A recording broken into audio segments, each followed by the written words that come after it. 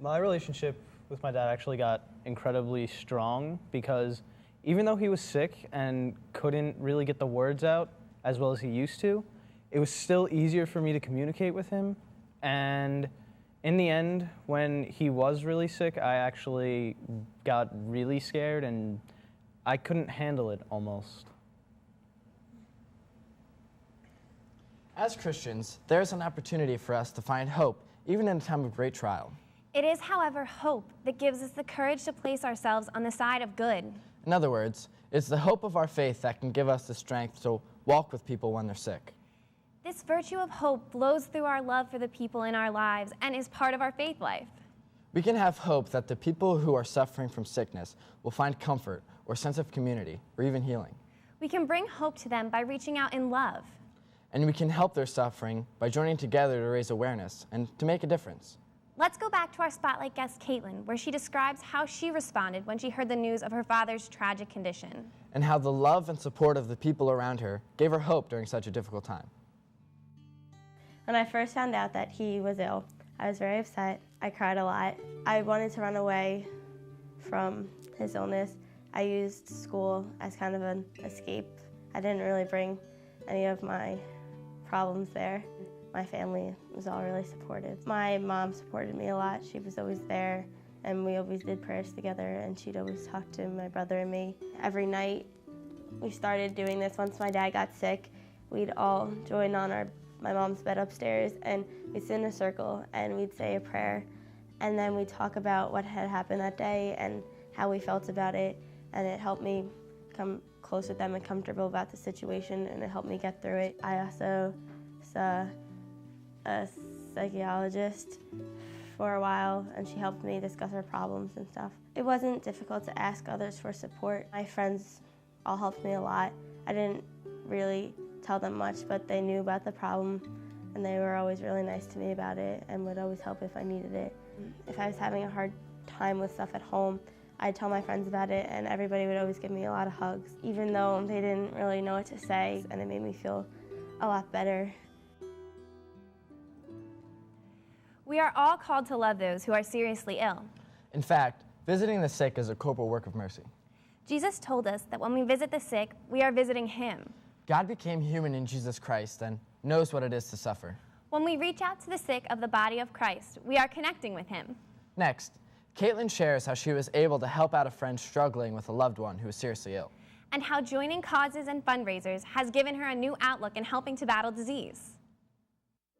I can help others because I know what it's like. You don't always want to hear that it's going to be all right, but how you could deal with it. In the past year, my friend had a dad who also was very sick with cancer, and unfortunately, his father passed away.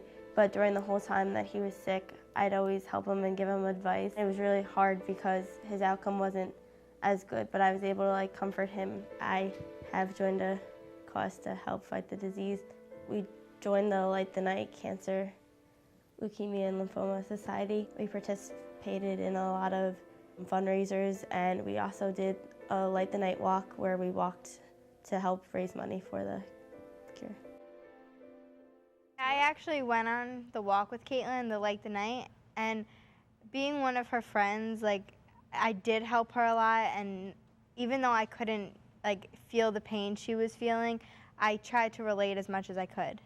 This year I was on the executive board of the National Honor Society, and me and my friends, these 4 other girls, we planned this fundraiser for the MS Society. It's multiple sclerosis. We planned this huge scavenger hunt throughout our school. People got really into it. They made their teams and they got all dressed up and they sprayed their hair or whatever, and we gave out movie passes as the prize. It really inspired me to keep doing things like that, because if you give people an opportunity to help, they will. We do at our school, Run for Robo, and it's for the track coach who died of cancer. And as part of the cross-country team, it's mandatory, but a lot of the people from the school do it, and it raises awareness about cancer, and it raises money for the foundation, and some of it goes to the track as well. This past year at my school, there were two relatives of the teachers there, babies, and they were both diagnosed with serious illnesses. So they sponsored a dress down day, and the cost was $5 was mandatory, and then you could donate any extra money you wanted to. And a lot of kids were putting $20 in, and we ended up raising like $5,000, $6,000. It was really astounding. I enjoy helping people, helping out organizations. And my latest one I did was a March of Dimes this past spring, and we walked 5K around Mercer County Park, and it helped raise money for the premature children. Yeah, I'm not athletic at all, so like doing a 5 or 10K run is a little beyond me. But the way I try to help out is in my high school, I was the vice president of my improv club, and we did 2 shows a year, and we would charge admission. But instead of using that for the club, because we didn't really have any expenses, we always donated it to fund research for cancer, to Ronald McDonald House, places that are looking for cures or are helping people who have serious diseases and who need a little bit of financial support. At my school, we host an annual competition called Pennies for Patients, and it raises not only awareness, but a lot of money for children with cancers of the blood, which is a long list of diseases as well. And sometimes charities and activities like that can help you when you know someone who's ill and you feel like you can't do anything personally for them. You know that you can help through doing charities and organizational things like this. During someone's illness, we can feel removed from God. This is actually a really good time to spend in prayer. Pray for your friend or relative so that they might receive comfort in their illness. Pray for the grace to be strong for them. You might feel like it's really hard to hear God, or you might be angry with God. But keep reaching out in faith, because it's only in our faith that we find hope. Next, we asked the teens on the street what advice they would give someone whose loved one is seriously ill. And if they relied on prayer to get through the tough time. What advice do you have for someone whose loved one is seriously ill? Always be there for them, be close. I would just try to help them the best I can. Stay as supportive as you can, stay strong. Take care of them with all your heart, I guess. Help them out, because backing off is probably the worst mistake you can make, and you're gonna regret it. No matter what happens, just stick by their side, and if they need you, then be there, and if they want you to back off, still be there without them knowing. Let the person rest, and don't worry about her leaving or him, because they're gonna be in a better place. To just keep praying, that's all you can do.